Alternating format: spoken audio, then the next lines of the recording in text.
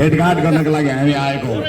यो भेटघाटमा तपाईले यो बाटोमा आउँदा आउँदै देखाउनु भएको यो माया, यसका लागि म तपाईहरुलाई धेरै धेरै धन्यवाद दिन चाहन्छु। यो मायालाई म व्यक्तिगत सम्पत्ति बनाउने पक्षमा छैन, यसलाई राष्ट्रिय सम्पत्ति बनाउने छ। कहिले भने 21 गते यो राष्ट्रको सम्पत्ति हो।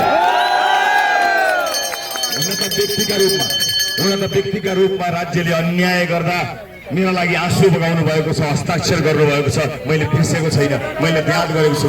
मलाई थाहा छ, तर त्यो मेरो व्यक्तिगत सम्पत्ति होइन, यो देशको सम्पत्ति हो। तपाईले दिनुभएको एक साथ र समर्थन यो देशको हितका लागि खर्च गर्नेछु। म यति बाचा गर्न चाहन्छु।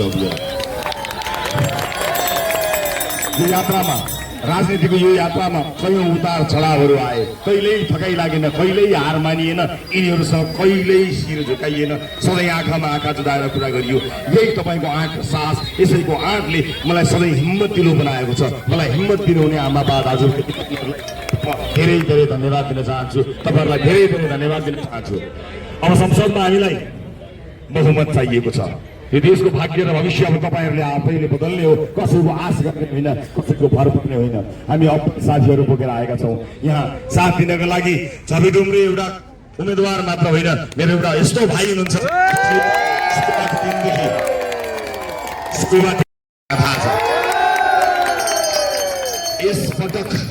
यस पटक हामीले इतिहास लेख्ने हो। इतिहास भोट होइन, भोट मात्र हाल्ने होइन, यस पटक इतिहास लेख्ने हो। त्यसका लागि तपाईहरु तयार हुनुपर्ने हुन्छ। हाम्रा तमाम समस्याहरू, यही राजमार्ग सिद्धार्थ हाइवेको कुराकानी गर्नुहोस्, कहिलेदेखि बनेको यो आजसम्म स्तर उन्नति भएको छैन। यिनलाई आफै अगाउन पुगेको छैन। यिनले देशको के हेर्थे? अब यिनीहरूको आश होइन, आफै गर्ने हो। हामीले 101 अब्बल उम्मेदवारहरू, युवा उम्मेदवारहरू उठाएका छौँ। किन रासोपालाई भोट हाल्ने म बताउँछु। रासोपा त्यस्तो पार्टी बनेको छ अहिले, सबैभन्दा बढी युवा उम्मेदवार उठाउने पार्टी रासोपा हो। सबैभन्दा बढी महिला उम्मेदवार उठाउने रासोपा हो। सबैभन्दा बढी दलित, मुस्लिम, समाजदेखि थारूहरूलाई उठाउने पार्टी रासोपा हो। सबैभन्दा बढी युवा उम्मेदवार रासोपामा छन्। सबैभन्दा बढी जेनजी उम्मेदवार रासोपामा छन्। शहीद परिवार, घाइते परिवार सबै रासोपामा छन्। डाक्टरहरू सबैभन्दा बढी, इन्जिनियर सबैभन्दा बढी, चार्टर्ड एकाउन्टेन्ट सबैभन्दा बढी, नेपाली जनताको माया सबैभन्दा बढी। त्यसकारण घण्टी दिनुहोस्। काम गर्न सकिएन भने तपाईँ मलाई भन्न सक्नुहुनेछ, घण्टी बजाउने मात्र होइन, घण्टीले बजाउन पनि मिल्छ। त्यो ढुक्काउनु होला तपाईहरु। जुन घण्टी बजाउँदै आज तपाईँ घर घरबाट चोक चोकमा निस्किनु भएको छ। स्थायी सरकार दिएर पनि यसले काम गर्न सकेन भने त्यही घण्टीले बजाउन मिल्छ, राजनीतिक रूपमा बजाउन मिल्छ। अर्थात् हामीलाई राजनीतिक रूपमा सजाय दिन मिल्छ तपाईले। हामी पटक पटक होइन, एक पटक स्थायी सरकारको अपेक्षा गरेका छौँ। यो देशको आवश्यकता हो। मलाई थाहा छ, सबैको घरमा राजनीतिक दल छ, आस्था छ।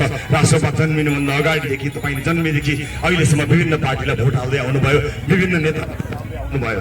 तपाईँको आस्था, तपाईँको विश्वासलाई चलाउने, त्यसलाई जिस्काउने मेरो कुनै अभिप्राय छैन। तर देख्नुभयो 35 वर्षसम्म मौका पाउँदा पनि राजनीतिक दलहरूबाट केही पार नलागेपछि हामी बाध्य भएर निस्केका हौँ। हामीलाई रहर थिएन राजनीतिमा आएर गाली खाने। हामीले यिनीहरूका सफेद्रा आरोपहरू सहन पर्ने केही जरुरत थिएन।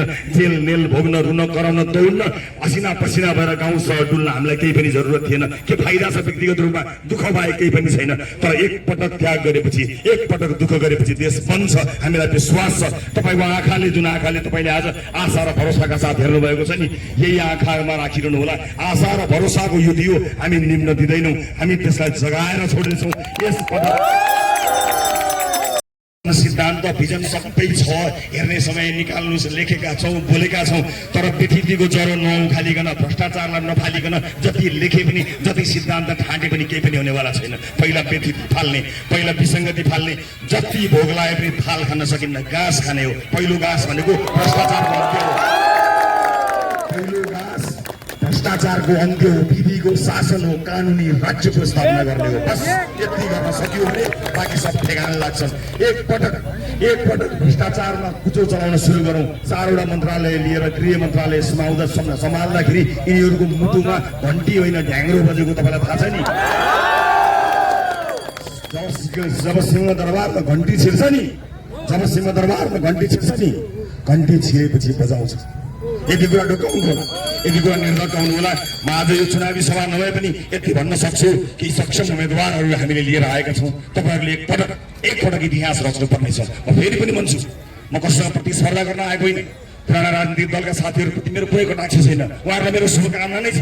तर उहाँहरूले पनि अब आफूलाई होइन हाम्रा उम्मेदवारलाई भोट हाल्नुपर्छ, किनकि 35 वर्ष हेरिसक्यो, अब के हेर्ने के गर्ने भनेर मैले देखिसकेँ। यो विशाल समुदायले बताइसकेँ।